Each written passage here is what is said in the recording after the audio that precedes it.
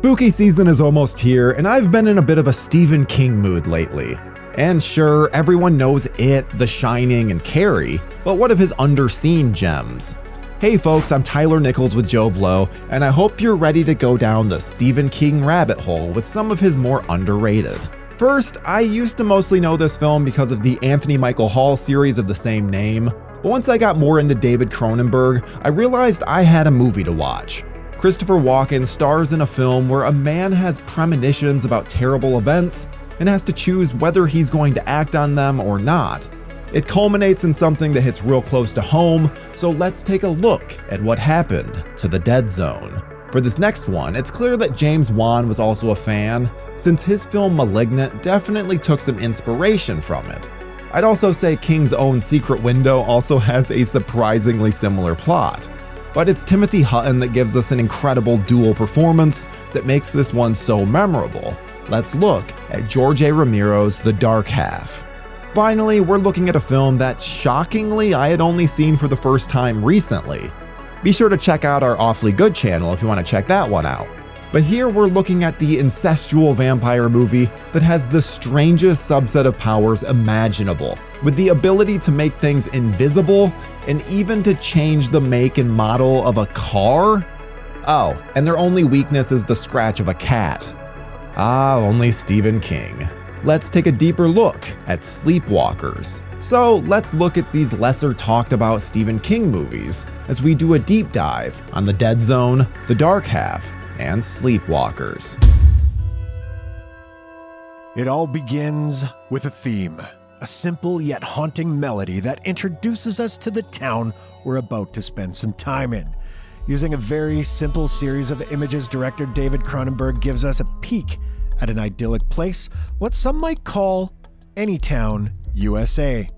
Looks nice, but the music suggests something dark is approaching, something potentially tragic. But there are notes of hope sprinkled throughout as well, so we'll just have to wait and see what we're in for. Because this isn't any ordinary town, this is Castle Rock. This is Stephen King territory. And this is The Dead Zone. And it's the best horror movie you never saw.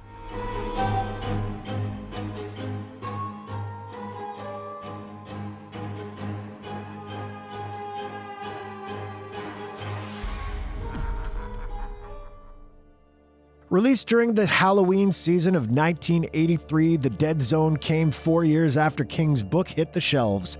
The book was a hit, no surprise there, and a film adaptation was inevitable. And while it was originally meant to be directed by Singin' in the Rain director Stanley Donen, no, really, it ultimately found itself in the hands of David Cronenberg, coming off the success of weirder, less mainstream fare like Scanners and Videodrome, but it turned out Cronenberg was just the right man for the job, crafting a movie that is pure King, frequently scary, sometimes melancholy, suspenseful, odd, and most importantly, character-driven. It often ranks in the top tier of King adaptations, and for good reason, as it's compelling and human as any of the King's greatest hits. More than anything, it tells the tragic story of a normal man who struggles with a very special gift he has. We're used to seeing all manners of superheroes nowadays learn to live with their powers in order to make the world a better place, but it's got to be a hell of a burden to have people's fates in your hands. If you could see the future, or at least part of it, what would you do with that liability? Not all of us were cut out to be heroes, and chances are you'd want to shrink away from the responsibility, not run towards it. That's the dilemma facing Johnny Smith, the Dead Zone's reluctant hero.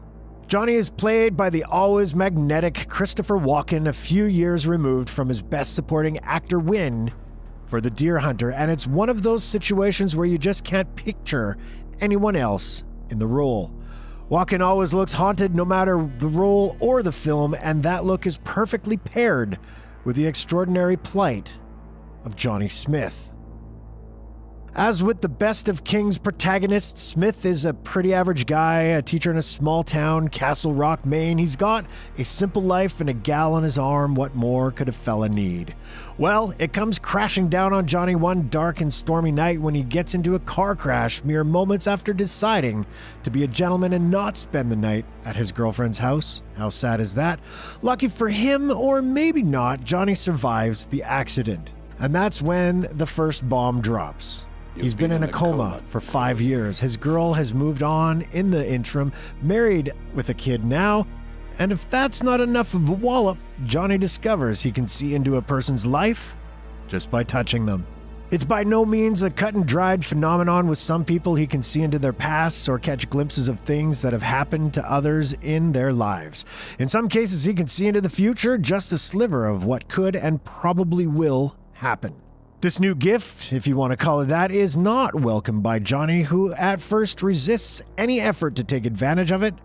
Dude just wants his old life back, but you don't have to be a fortune teller to know that's not going to happen for the poor guy. Thus begins 3 very significant chapters in Johnny's life, and the film goes on to play like an anthology of sorts, with Johnny and his gift or curse at the center of it all. It's almost no wonder that The Dead Zone inspired a TV show some years later, as it's perfect material for weekly tales of psychic intrigue and horror.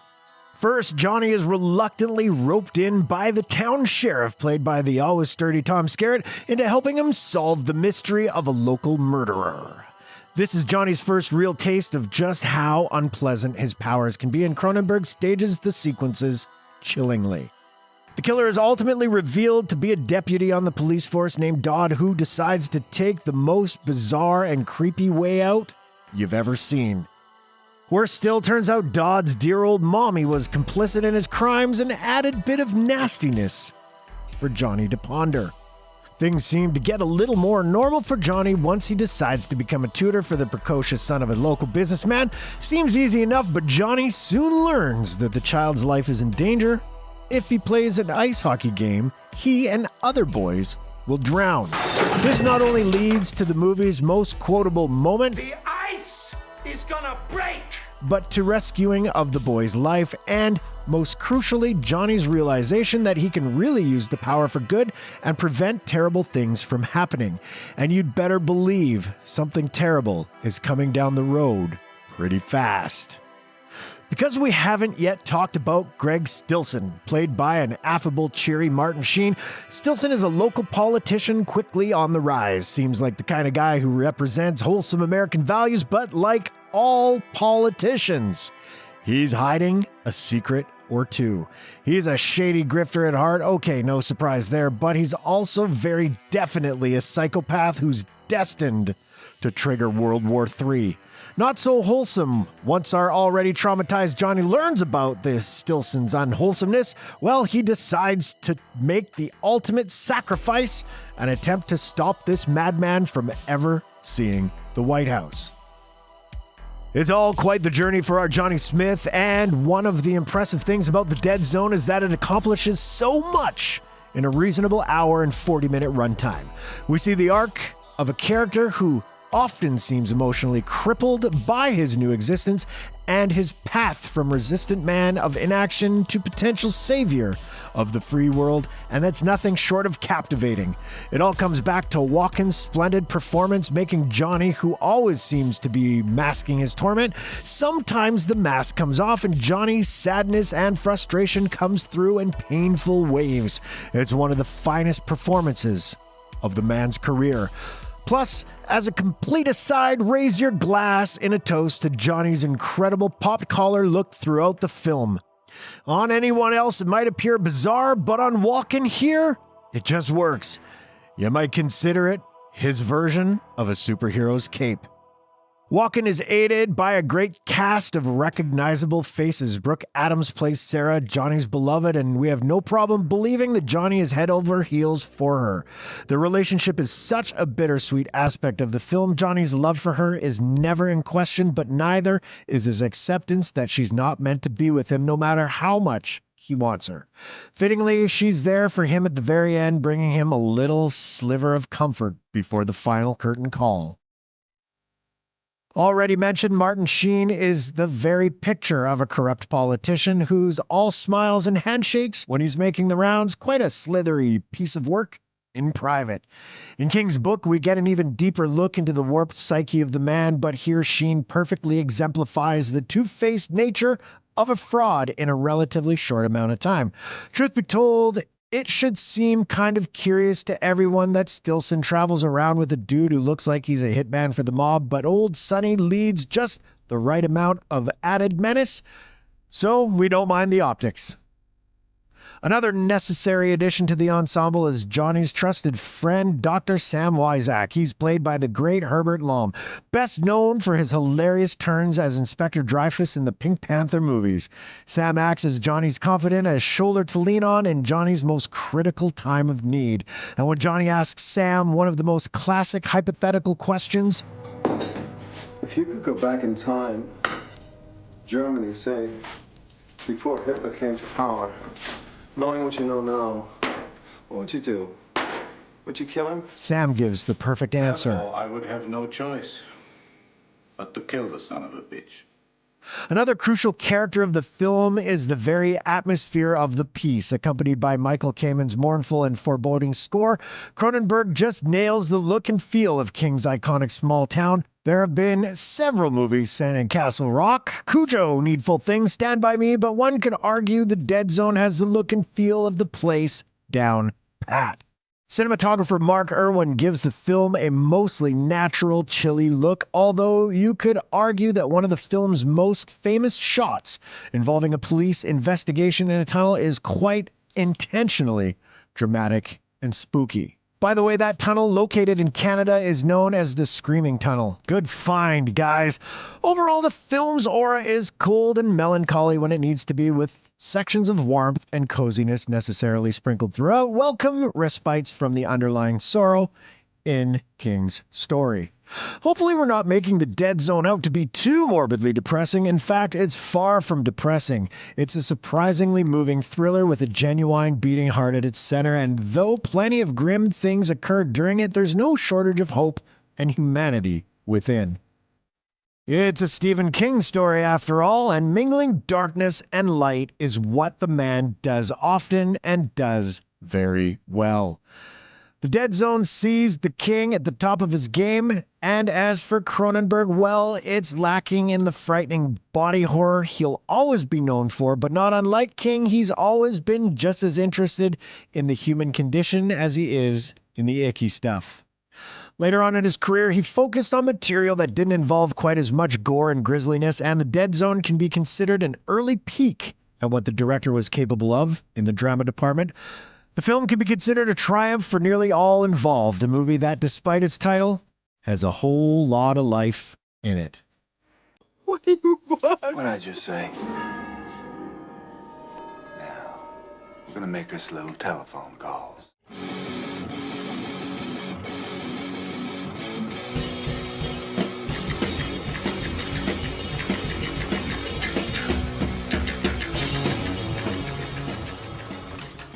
Lance Velchek here for Arrow in the Head's The Fucking Black Sheep, where we take a look at the opposing opinion of the genre's most divisive films.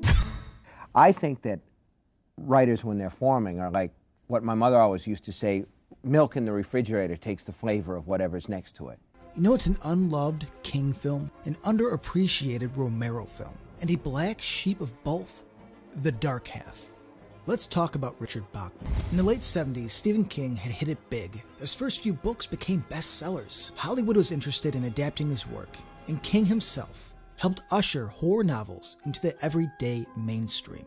He was selling millions of copies, and everything he touched turned to gold. The problem, you ask? As any King fan knows, the man needs to write a few books a year, or he risks certain death. King is the writing equivalent of the bus from Speed. Wouldn't be able to interest you in a bribe, would I? It does look like shit. I'm the Lord of the Harvest. I'll fuck anything that moves! Damn, do I miss Dennis Hopper. Back then you couldn't release multiple books a year. Not only would it cheapen your name, but it would cannibalize your own profits. All they had to do was just ask John Fogerty. So I'm the only one that's heard of Creedence Clearwater Revival? But it wasn't just that. Stephen King questioned his own celebrity, or was there enough talent to keep him on top? And so we got the Bachman experiment, spanning 4 books, with number 5, Thinner, being so obviously Stephen King, it officially ended his pen name.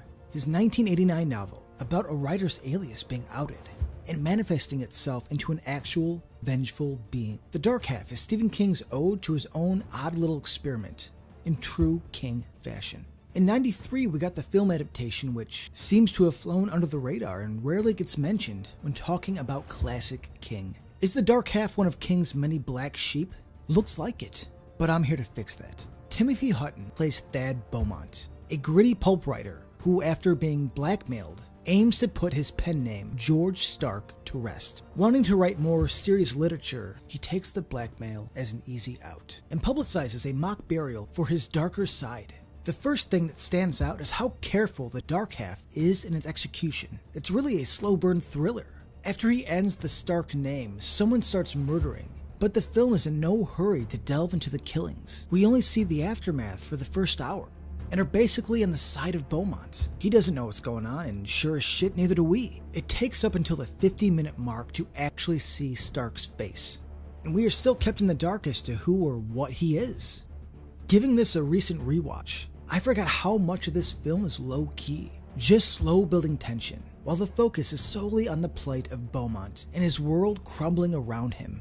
This must be credited to George A. Romero. What a talented director, pigeonholed as the zombie guy. Now, Romero was great at zombies, of course, though Land was the start of the decline. But he knows how to shoot a movie, and The Dark Half is him at his most visually interesting. Look at this. Almost Cronenberg-esque, and damn disturbing. Just the practical effect of the breaking oven is something small that adds so much. Then we get this creepy doll-like monstrosity, which seems like an earlier version of the mask used in his late career underrated film Bruiser. When People magazine's Michael Donaldson comes home to a dark hallway, Romero lights it from the city's neon advertisements. He frames his shots in interesting and cinematic ways. Like the pacing, it's reserved, but he adds these little things here and there that do a lot. I love the Dead trilogy, but man, does The Dark Half have his best directing hands down. And a damn shame he doesn't get much credit for it. Timothy Hutton knocks it out of the park here. Man, did Hollywood miss the mark with this guy? Yeah, I know. He won an Oscar. But scrolling through his IMDb, I really believe he has been underutilized. His turn as Hugh Crane was the best comeback we've had in years. Subtle and reserved, emotes like a pro. Never been prouder of anything. Anything. Ever.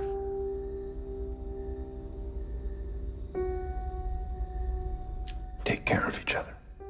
God damn it, Hutton! Why is this so moving? He does great with the dual role. As a family man, he is easily relatable, kind, easygoing, yet has the wit of someone I could believe would be a prolific writer. I mean, there's not a lot there. I stay up all night and produce 9 lousy pages. 9 perfect pages. It's great. If you ever want to get depressed, look up how old an actor was during the filming of a movie you love. Thad Beaumont is my exact age now. The only difference, I don't have a wife, kids, big beautiful house, a successful writing career, while also a professor at the University of Maine. But at least I'm bald? Great. Thad is a wholesome dude, but every once in a while, a little darkness sneaks out.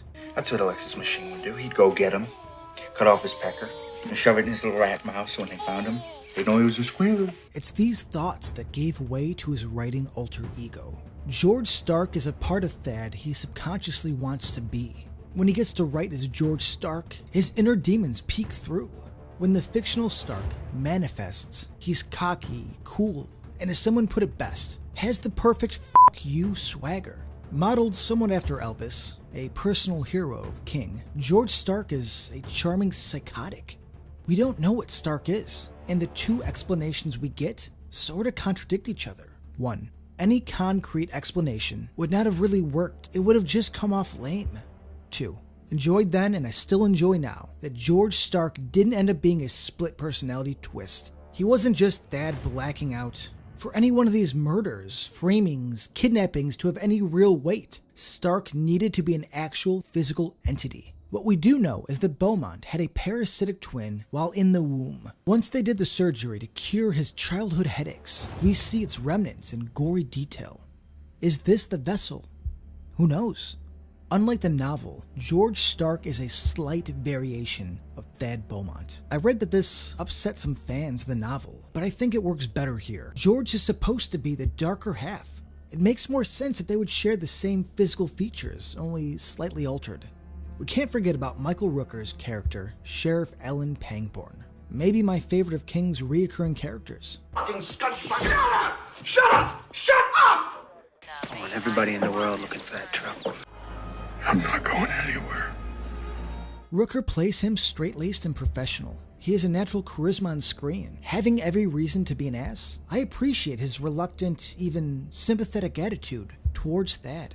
Ellen wants to believe his story, but it becomes increasingly hard as the bodies pile up. I've always liked Michael Rooker, and I always will. What the fuck is going on up there?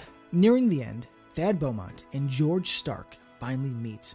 The sparrows are flying again. Another great visual is Romero's use of the sparrows. Genuinely creepy and a warning to the audience. These sparrows conduct souls to the land of the dead and show up when Stark's entity is near. The hospital scene at the beginning has one of the best looking and intense scenes from any early 90s horror film. And keeping it gross, the idea of Stark wasting away is great. Starting off fresh and handsome and ending up like a dying hospital patient is a cool visual. The Dark Half stands strong 26 years later. I'm still blown away by how well it holds up. Watching Stark get sent back to hell, piece by piece, is gorgeous. Well done, George. The cast is great with the material. Rooker's laid-back yet stern approach is greatly appreciated. Amy Madigan is sweet and supportive as Liz Beaumont. And Timothy Hutton proves he can and should lead more films.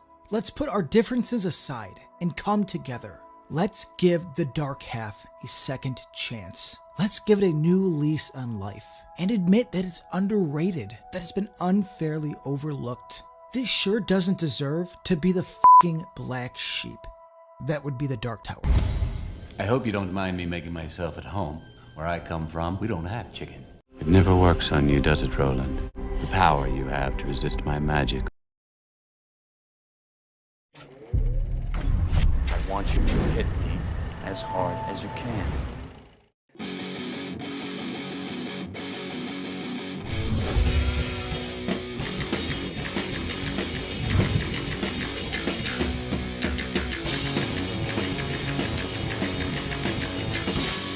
Like many of us on JoBlo, Arrow in the Head, I love Stephen King. I always have. The movies in the 80s and the 90s, I was there for every miniseries. And the thing is, even at its worst, filmic King is cheesy, it's campy, it's fun. Side note, am I the only one that really wants a Blu-ray special edition of Storm of the Century? It was probably the best miniseries in the 90s for sure, and one that still holds up today.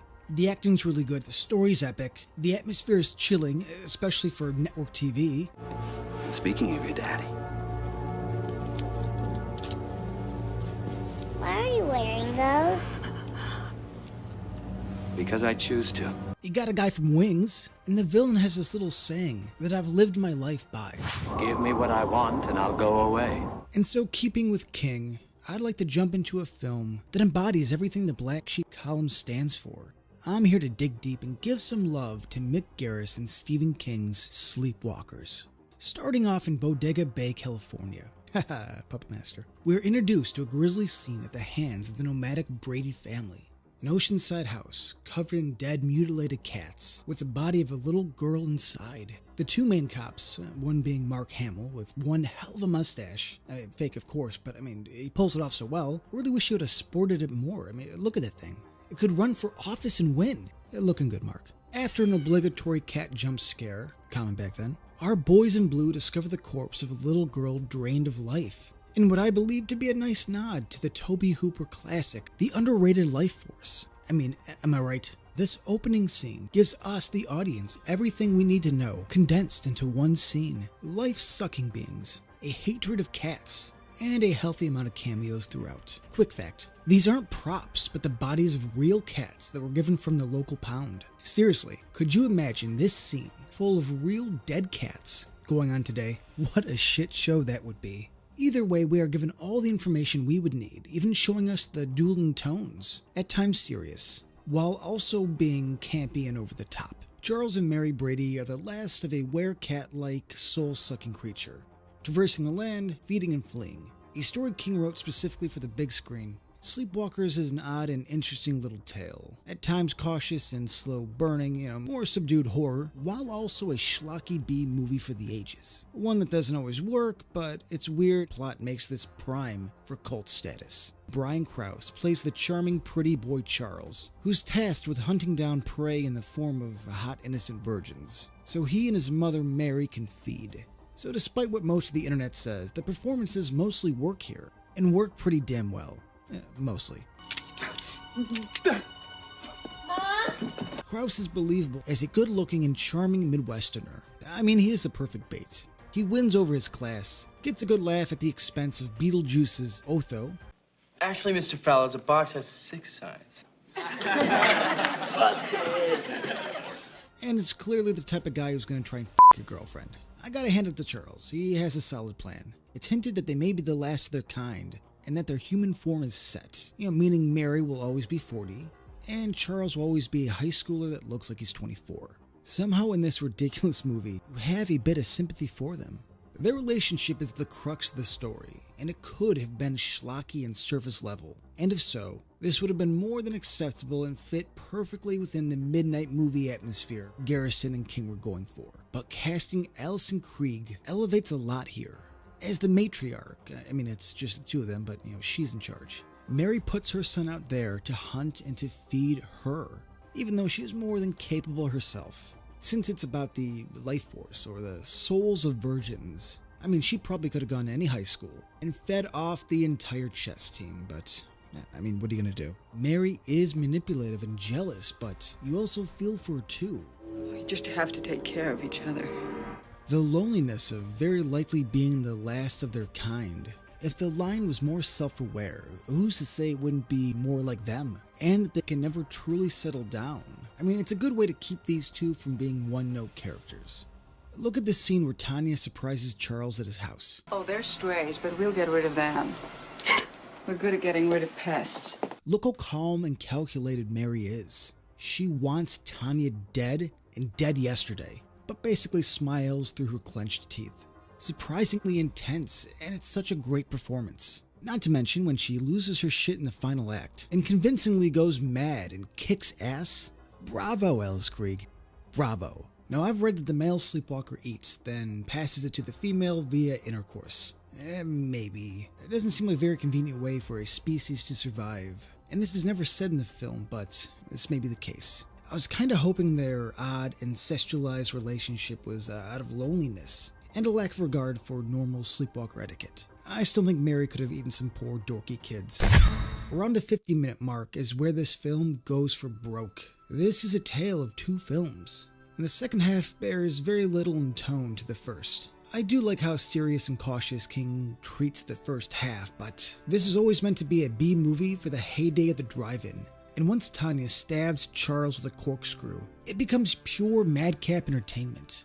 Puns, one-liners, we get some very sassy talkback from the Bradys. Cop kebab! No vegetables, no dessert.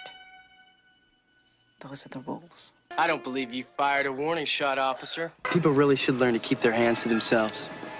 Here's yours. The gore is also great here. When Otho gets suspicious of Charles, we have a great hand removal, which at the time is surprisingly gory. We get Ron Perlman, who's always a great asshole, gets his arm snapped back and knocked out with it. A sweet fence impaling, and some chewed off fingers. It really gets ridiculous when a cop gets stabbed with an ear of corn. But that is why Sleepwalkers is actually great. Pistols blowing up cars, weird creature sex, and a goddamn corn on the cob kill. Is Sleepwalkers ridiculous? Yes, but no. It's dumb fun, and I'm here to tell you this. It's a good time. Look at this. He shoots Mary point blank with a shotgun, and it goes through her, blowing off the cat, clear across the room. Look at it. It's not just good, it's not just great. It's amazing. Okay, so after reading some reviews, maybe I'm the only one who doesn't find the idea of cats being deadly to these ancient creatures a bad idea. They are natural predators. I like the idea of these feral cats, which are poisonous to sleepwalkers, surrounding their prey as they grow in numbers. I don't know, to me it's a great visual, probably the least ridiculous thing in this movie. This cute little shit would die if a cat saliva touched her. Yes, you would. Yes, you would. And again, as someone who is super allergic, if cats surrounded my house like this, I'd be as good as Macaulay Culkin in My Girl. And where is his glasses? He can't see without his glasses. I'd also like to give some credit to Mick Garris. Coming off Critters 2 and Psycho 4, this film has a distinct identity. Mick's directing choices here not only fit the film, but he gives this film great energy. Small things like the addition of the cat vision, the sweeping movement every time we see the car change, or when Charles gets backhanded by his mom. After a rewatch, this feels exciting, and I'd argue wacky story aside, Mick is an underrated director and knows how to set up a scene. It's cool to see that he has great friends. From Stephen King to Clive Barker and Tobe Hooper, we get John Landis and Joe Dante, and not to mention Mark Great Mustache Hamill in the beginning. Let's not forget about the heart of Sleepwalkers, Machen Amick's Tanya. She plays the innocent virgin who's meant to be the food that will sustain Mary and Charles. She plays young, beautiful, and full of life, like it's her natural state of being. I am in my mid-30s, and her infectious energy and optimistic vibe, I mean, it really takes you back to young love.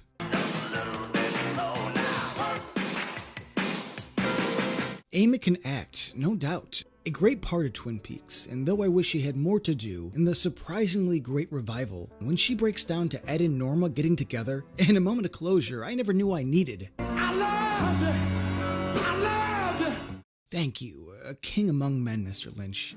Her beauty and wavelength gives me hope.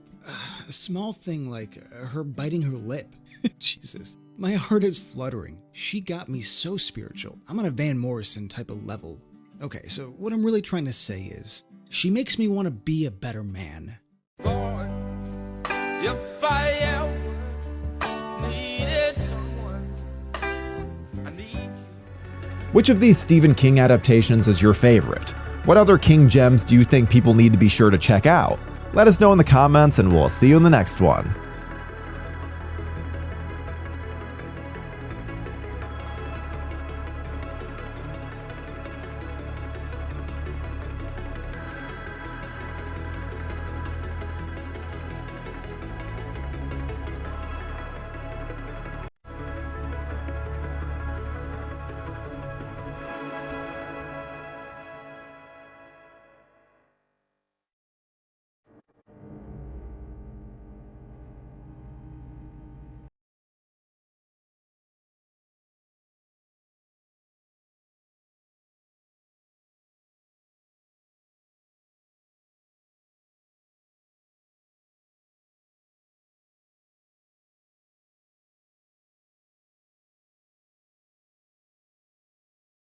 Thank you for clicking on our video, everybody. If you like what you saw here, please make sure you like the video and subscribe and share with your friends who like this sort of content. JoBlo was created by movie fans for movie fans, and we appreciate your support.